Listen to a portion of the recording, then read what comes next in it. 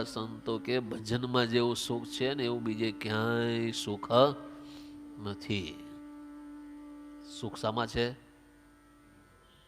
ભગવાન ભજવામાં. બીજું કાંઈ ન થાય કઈ નહીં, ભગવાનનું ભજન કર્યા કરો. બીજું તો આપણાથી નહીં થાય. સંસાર નહીં છૂટે, જંગલમાં નહીં જવાય, તપશ્ચર્યા નહીં કરાય, ઊંધા માથે તપ નહીં કરાય. થશે આપણાથી? આત્મવિચાર, દેહભાવ ટાળવો થશે? નહીં થાય. ઘર છોડીને મંદિરમાં જઈને ભજન કરવું થશે? નહીં થાય. પણ જ્યાં છો ત્યાં બેઠા બેઠા ભજન કરો. ભજનમાં એવું બળ છે. ગોપાળન સ્વામી લખ્યું, ભજનમાં એવું બળ છે. ગમે એવા કઠણ પ્રારબ્ધ હોય ને એ પણ ફરી જાય. ગમે એવા મોટા પાપ કર્યા હોય ને તોય ભજનના બળે પાપ બધા બળી જાય. ભજન કરો. એ અજામિલે ભજન કર્યું છે. પહેલા તો યમપાસથી મુક્તિ મળી, પછી તો અજામિલે ખૂબ ભજન કર્યું અને ભજન કરીને પ્રારબ્ધ આખું એને ફેરવી નાખ્યું. કાઠીઓની પાસે મહારાજે ભજન કરાયું, કોળી લોકોની પાસે ભગવાને ભજન કરાયું. પટેલિયા હોય, બ્રાહ્મણિયા હોય કે વાણિયા હોય કે જે હોય એની પાસે ભગવાને ભજન કરાયું.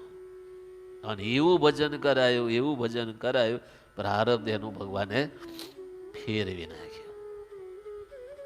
ભજનમાં એવું બળ છે, તાકાત છે. અને મોટા સંતો શાસ્ત્રકારો પણ એ જ લખે છે. તમે ગમે એવું મોટું પાપ કર્યું હોય ને તો પાપ કઈ રીતે બળશે? તો કે ભજન કરાવશે. સ્વામી શું કરાવતા? ભજન કરાવતા. માળા ફેરવાનું કે માળા આટલી ફેરવજો, રોજની આટલી માળા ફેરવજો, તમારું બધું પ્રાયશ્ચિત બળી જાય. અને ગોપાલ સ્વામી લખ્યું કે આ જીવની તાકાત નથી, એવી તાકાત ભગવાનમાં છે. કેવી તાકાત? તો કે જીવ ગમે એટલા પાપ કરે, એની શક્તિ હોય એટલા પાપ કરે, એના તાકાત હોય એટલા પાપ કરે. જ્યારે ભગવાનની શક્તિ એવી છે, એના પાપને બાળતા એક સેકન્ડ વાર લાગે.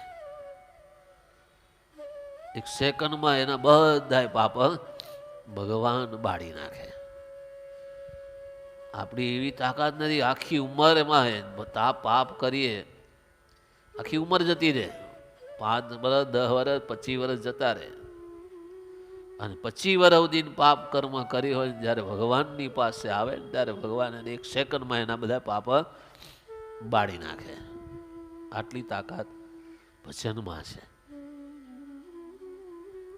અને ભજન કરશે ને તો ભગવાન તમારા સમીપે આવશે. પણ એ ભગવાનના સુખનો વિચાર કરી અને ભગવાનમાં લોભાવો, પણ બીજે લોભાવો નહીં.